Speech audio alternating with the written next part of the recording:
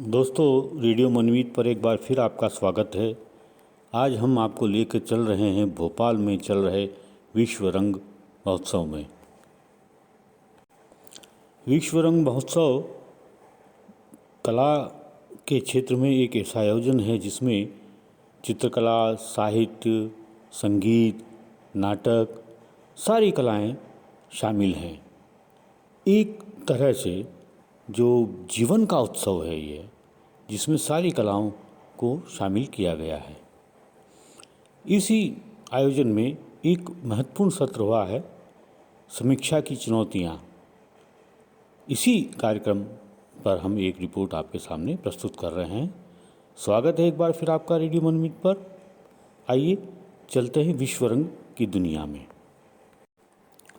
समीक्षा की चुनौतियाँ इस विषय पर आयोजित संगोष्ठी में वरिष्ठ कवि कला समीक्षक प्रयाग शुक्ल, विनोद भारद्वाज, वरिष्ठ चित्रकार समीक्षक अशोक भौमिक शामिल थे।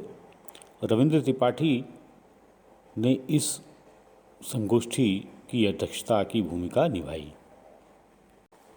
सत्र का संचालन विनय उपाध्याय जी ने किया। वरिष्ठ कवि कहानीकार समीक्षक विनोद भारद्वाज ने अपने बीज वक्तव्य में कला समीक्षा की चुनौतियों को सामने रखा। उनका कहना था कि जब कवि समीक्षा करता है तो उसके साथ एक संकट यह होता है कि वह कविता करने लगता है, जबकि उसे कला की ही बात करनी चाहिए। इस संदर्भ में वे विदेशी कला समीक्षकों के उदाहरण देते हुए यह भी कहते हैं कि कला समीक्षक की भूमिका एक तरह से दाई की होती है, यानी वह खुद बच्चे को जन्म नहीं देती है, लेकिन बच्चे को जन्म देने की प्रक्रिया को पूरा करती है। उनका कहना था कि एक तरह से कला में क्या है, चित्र में क्या है या मूर्ति में, शिल्प में क्या है, ये सामने लाने का काम समीक्षक का होता है। इसके संदर्भ में वे कुछ और बातें सामने रखते हुए कहते हैं कि ये चुनौती होती है कला समीक्षक के सामने, क्योंकि एक कला में बहुत कुछ होता है, तो किसे सामने लाना है। इसीलिए वो एक शब्द का प्रयोग करते हैं, रिलीवेंट, यानी जो रिलीवेंट है उसको सामने लाने का दायित्व कला समीक्षक का होता है। वरिष्ठ कला समीक्षक कवि प्रयाग शुक्ल ने कला समीक्षा को एक तरह से संवाद की भूमिका कहा। उन्होंने विनोद भारद्वाज की बात को आगे बढ़ाते हुए कहा कि कलाकार के साथ समीक्षक का संवाद बहुत ज़रूरी है। कलाकृति के साथ एक समीक्षक का संवाद बहुत ज़रूरी है।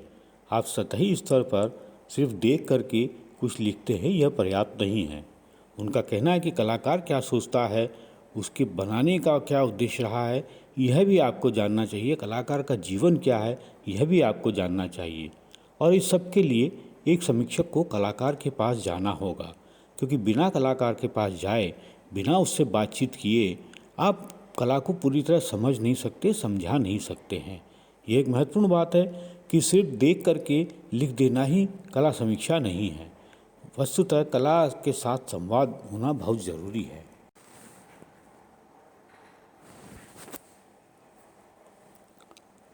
प्रयाग जी ने अपने वक्तव्य में अपने जीवन के अनुभवों के माध्यम से यह स्पष्ट किया कि कला समीक्षा या समीक्षा की चुनौतियां आखिर है क्या। चित्रकला की इतिहास क्या है। मैं चित्रकला की चुनौतियां जो है, समीक्षा की चुनौतियां जो है, उससे बड़ी चुनौतियां मैं मानता हूं कि चित्रकला की चुनौतियां जो पिछले अगर 50 साल का मैं समय देखो, जिसमें कि मैं सक्रिय रहा और मैंने चीजों को बदलते हुए देखा, और हम आज जिस जगह पे खड़े हैं, मेरे ख्याल से सबसे बुरा वक्त यही है। समीक्षा ने क्या किया, समीक्षा जो बुरे वक्त के कारण की अगर हम तलाश करें तो मुझे लगता है कि भारतीय चित्रकला में समीक्षा ने चित्रकला का सबसे बड़ा नुकसान किया। उसका कारण यह है कि समीक्षा जब भी हम करते हैं, जब भी लिखते हैं किसी के बारे में, अभी जो विनोद जी ने कहा कि रेलिवेंस, ये रेलिवेंस शब्द बहुत घातक शब्द है, कि रेलिवेंस आपका एक चॉइस है। आपके लिए जो रेलिवेंट है वो मेरे लिए नहीं है। आपका रेलिवेंट जो है वो तय किया गया रेलिवेंस है। आप जब कोई चित्रकार एक ही चित्र के 2500 चित्र बनाता है तो आप कहते हैं यूनिक कंसिस्टेंसी, और जब अगर मैं बनाता हूं और अगर हमसे आप संतुष्ट नहीं है तो आप कहते दोहराओ। दोनों में बेसिक तो अंतर नहीं है। ये समीक्षा, इस समीक्षा के चलते हम जहां पे आज खड़े हुए हैं, मैं ये मानता हूं कि अगर चित्रकार मेहनत करता है, फर्स्ट ईयर में एडमिशन लेता है और मेहनत करता है, वो बीएफए करता है, एमएफए करता है, और अगर नहीं भी एडमिशन लेता है, वो निरंतर एक शिक्षा की प्रक्रिया में रहता है, वो सीखना चाहता है, वो सीखता है, वो अंतिम समय तक सीखता है। लेकिन समीक्षकों की वो तैयारी हमें नहीं दिखाई देती। जो सबसे बुरी बात हुई है, जो कि मैं मानता हूं कि हमको बहुत गंभीरता से इसे लेना चाहिए, समीक्षक निर्णायक बन गए। समीक्षक ये तय कर रहे हैं कि आप बड़े कलाकार हैं या छोटे कलाकार हैं, और वो निर्णय उनका खुद का निर्णय नहीं है, वो बाजार का निर्णय है। और इस पूरी प्रक्रिया में मुझे लगता है ये भी है कि हमको बहुत गौर से देखना चाहिए कि जिन कलाकारों का नाम अभी मंच पे लिया जा रहा है, जिन लोगों का नाम मंच पे लिया जा रहा है, चाहे कोई भी कवि हो, चाहे लेखक हो, चाहे वो चित्रकार हो, अब गौर करेंगे कि वो केवल राजधानी में केंद्रित है। हिंदुस्तान की कला राजधानी केंद्रित नहीं हो सकती। अगर वो है तो वो अनडेमोक्रेटिक आर्ट है। वो एक गैर लोकतांत्रिक कला का हमने जन्म दिया पिछले 70 साल में, जिसमें कि जो दिल्ली पहुंच पाए वही महान हुए। आपके ब्रांड तैयार किया, आपने अपने ब्रांड तैयार किए। जरूर जानता हूँ कि जब मैं भोपाल आया था पहली बार, और यहाँ पर जब मैंने भारत भवन में सारी कलाओं को एक साथ देखना शुरू किया, तो जो कलाओं के अंतर संबंध की बात की, मैं आज भी उसी बेसिक्स पर बार बार जाता हूँ। मुझे लगता है कि हर कला अंततः कविता है, और हर कविता जो है वो एक तरह से संगीत है। तो ये जो बुनियादी बातें जो मेरे भीतर है, वो शायद मैं अपने काम में ढूंढने की कोशिश भी करता हूँ। और जब मैं शोभे जी, विनायक जी, अशोक जी, हेलो अशोक जी, विनोद जी, दीप जी, जैसा कि शमशेर ने कहा है, बात निकलेगी तो दूर तक जाएगी, बहुत दूर तक चली गई, और जानी भी चाहिए। क्योंकि देखिए,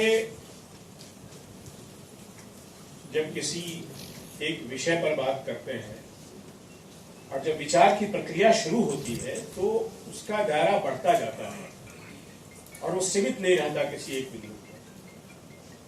तो फैल चुका है, मैं थोड़ा उसको समेटने की कोशिश करता हूँ। हालांकि अपने सीमित ज्ञान के आधार पर ऐसा कर पाऊंगा या नहीं कर पाऊंगा मैं नहीं जानता, लेकिन जब भी मैं बोलता हूँ या लिखता हूँ, लिखने की कोशिश करता हूँ, सोचने की कोशिश करता हूँ, तो मुझे दो पंक्तियां जो हैं, वैसे बहुत चीजें याद आती हैं पर वो मेरा मार्गदर्शन का काम करती रही।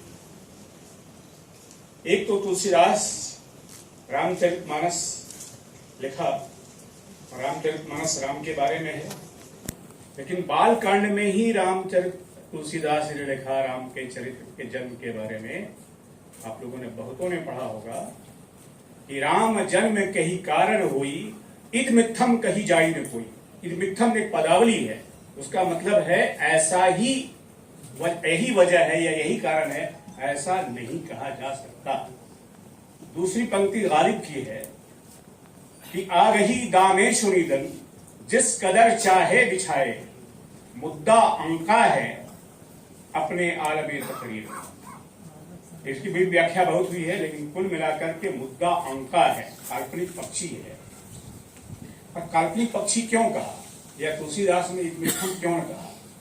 क्योंकि आप जिस तरह से बात शुरू करते हैं वो धीरे धीरे एक ऐसे लोक में पहुंचता जाता है जिस पर कलाकार की नहीं बल्कि आलोचक की भी पकड़ नहीं रहती है। उसकी आकांक्षा बढ़ती जाती है, उसकी चाह बढ़ती जाती है।